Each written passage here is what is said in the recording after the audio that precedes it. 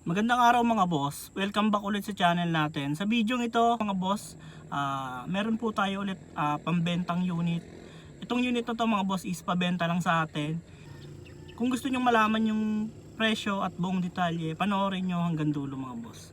Bali, andito po ako ngayon nakasakay. Bali, dala natin tong unit na to and bibidyohan nga natin. At panoorin nyo hanggang dulo yung buong detalye ng unit na to mga boss. Ito siya, check nyo. Bali, ito po siya mga boss.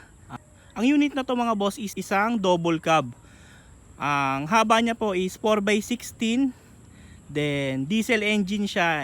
Check natin mamaya kung anong makina. And unahin natin ipakita mga bossing yung kanyang gulong. Bali, sa gulong niya mga boss, nakakargador tire ulit siya. Yan po kung makikita ninyo, 4 stud. Yung sukat po ng gulong mga boss is 650 by rim 14 mga boss. Ayan po. Bali, kargador tire po yan mga bossing. Bali, ayan mga boss, napakakakapal ng gulong niya. Ang ginamit na suspension dito mga boss is slip spring.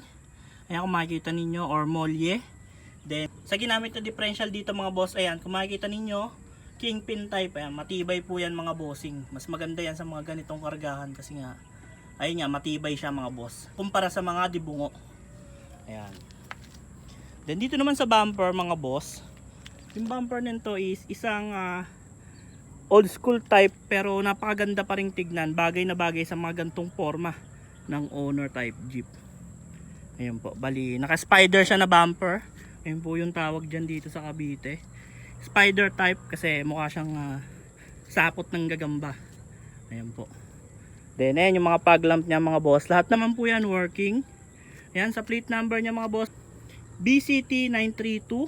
Ayan, makikita nyo talaga yung unit kapag original na yaring Cavite. Letter B yung plaka mga boss. Then sa dalawang gilid ng bumper mga boss is, ayan, may bumper guide. Ayan po. Then ito naman yung kanyang headlight. Ayan po, square po yung headlight nya. Ayan. Bali, halogen po yan mga boss. Napapalintad ng bumbilya yung kanyang headlight. Then dito may swan. Ayan, bihira na lang din to mga bossing yung mga ganyang swan. Punta naman tayo sa makina niya mga boss. Bali, ito po pala yung makina niya mga boss, Mazda RF 5-speed manual transmission. May pan siya na extra para sa radiator. Then ayun yung busina niya. And yung radiator niya mga boss, siguro nalimutan lagyan ng takip yung may-ari. Kaya medyo umahon yung tubig. Yan po yung radiator niya mga boss, 4 rows. Tapos may shroud siya ng radiator mga boss. Ayan o, stainless. Then bago yung battery, yung battery niya is 3SM. Ayan naman yung kanyang mismong harness ng wiring. And then yung hydrovac, yung clutch master. Ayan, tapos yung pit pump, then air cleaner. Simpleng simple lang yung makina niya mga boss. Ayan po, Mazda RF 5-speed manual transmission. Ayan po yung makina niya. Dito naman tayo sa labas mga boss. Dito naman may sticker na diesel site RF Mazda. Ito yung hood catch niya mga boss. Then yung windshield niya mga boss, baggy type lang. Then meron siya ditong short pit o sombrero mga boss. Ayan kung tawagin. Then yung pangalan sa windshield, St. Anthony Perfect Stranger mga boss. Ayan, tapos yung wiper arm na stainless na rin. Ayan po, bago fog lamp. Ayan, ano pa ba? Then sa ground clearance niya naman mga boss, sobrang taas din ng ground clearance niya mga boss. Kung makikita ninyo, talagang kahit na anong ikarga nyo, hindi ho siya bababa ng husto kasi nga mataas yung kanyang ground clearance. Kahit na anong ikarga nyo dito sa unit na to, pwedeng pwede gawa ng hindi naman maselan yung mga ganitong sasakyan. Then ito nga pala yung bubong niya mga boss is steel top na rin. Ayan, tapos may carrier na rin mga bossing. Yan, yung carrier niya may Batman or spoiler na rin. Ayun kung makikita ninyo. Then ayun yung kanyang hard top or steel top. Tapos ito naman yung kanyang interior. Ganda ng bangko nitong isang to mga boss. Ayan, ganda ng bangko, kulay black. Ayan po, tapos yung kanyang ceiling or kisame, kulay gray. Ayan, bagay na bagay lang, simpleng simple lang mga boss. Then sa dashboard niya naman mga boss, Kia dashboard siya. Ayan. Ayan, ganyan-ganyan yung mga ibinebenta na Cavite type dito sa Imus mga bossing na unit.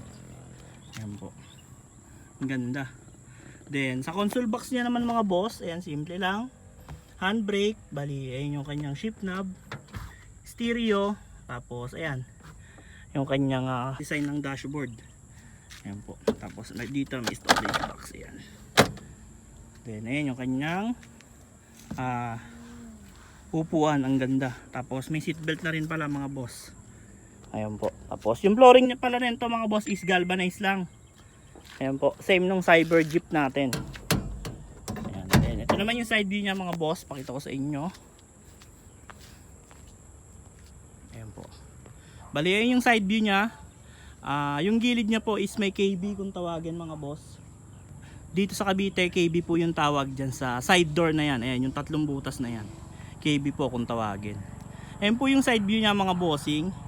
Bali, sakto lang yung haba nito. Hindi siya yung karaniwan na binubuo natin na double cab. Kasi yung double cab na binubuo natin is medyo extended.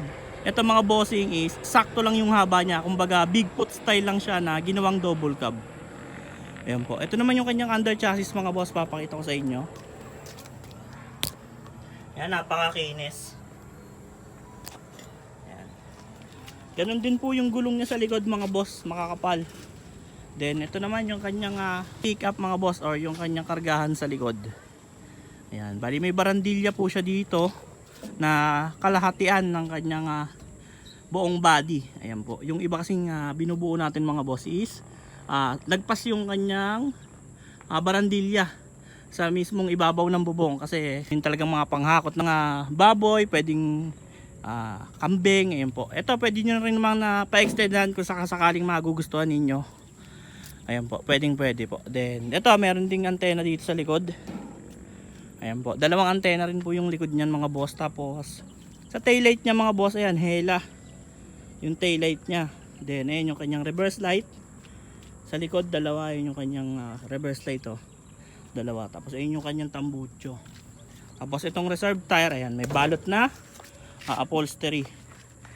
Ito, bali, nabubuksan pala to mga boss. Ayan. Ayan, nabubuksan yung likod. Bali, ito mga boss, sikip na sa tatluhan. Bali, dalawahan pangkaayusan yung kanyang kargahan sa likod. Bali, ayan, salamin yung likod niya mga boss. Ayan po. Bali, hard top na rin yung likod. Yung iba kasi upholstery lang yung mga ginagawa dyan. Pero mas maganda yung mga gantong hard top na para talagang hindi na magpapalit taon-taon ng upholstery mga boss. Ayan po.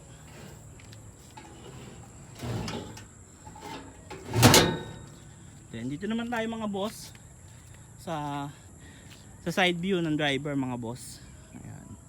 Bali, sakto lang yung haba niya. And nandun nakalagay yung gas patch. Ayan sa gilid. Ayan po mga bossing. Ayan, saktong sakto lang yung haba niya. Ayan po yung KB. Then dito naman tayo sa driver side mga boss. Ayan po yung switch ng hazard, ng fog lamp. Konti lang naman yung mga fog lamp. Ayan yung mga switch. Lahat naman po yan working mga bossing. Ayan. Tapos sa gauge naman mga boss. Yung gauge kasi nito converted. And ngayon ang ginawa, doon nakalagay yung gauge ng temperature gauge tsaka ampere gauge. Ayan po. Ayan, dyan nakalagay. Then ayan yung stereo.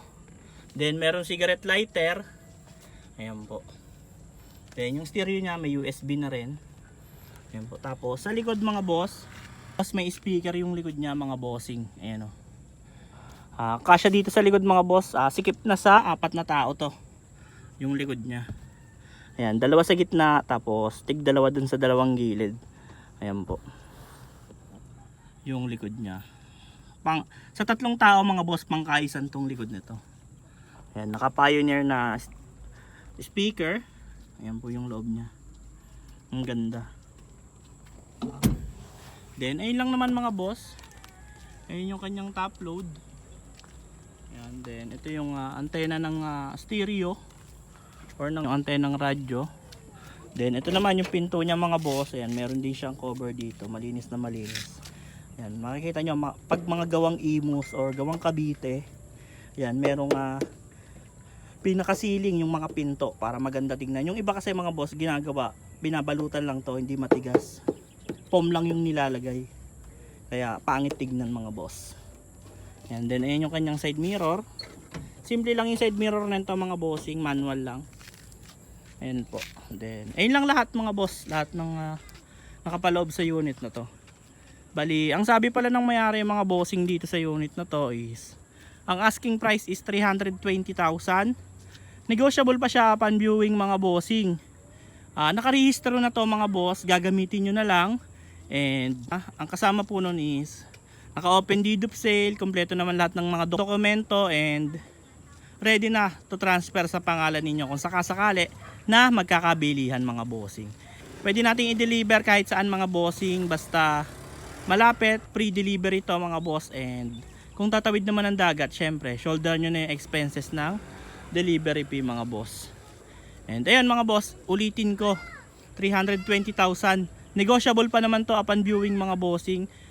Sa personal na lang magtawadan para makita nyo rin ng personal tong unit mga boss. Bali, ayun, sa mga interesado mga boss, tawag lang po kayo sa number na naka-flash dyan sa screen. And para madali nyo kaming makontak, ipa-flash ko din yung Facebook page namin para madali nyo kaming makausap. Ayun lamang po mga boss. Bago nyo lisanin ng video ito, huwag nyo pong kalimutang i-click ang subscribe button at i-on ang notification bell para lagi kayong updated sa mga video na ilalabas namin tungkol sa owner type Jeep. Maraming salamat sa inyong lahat. See you sa next video.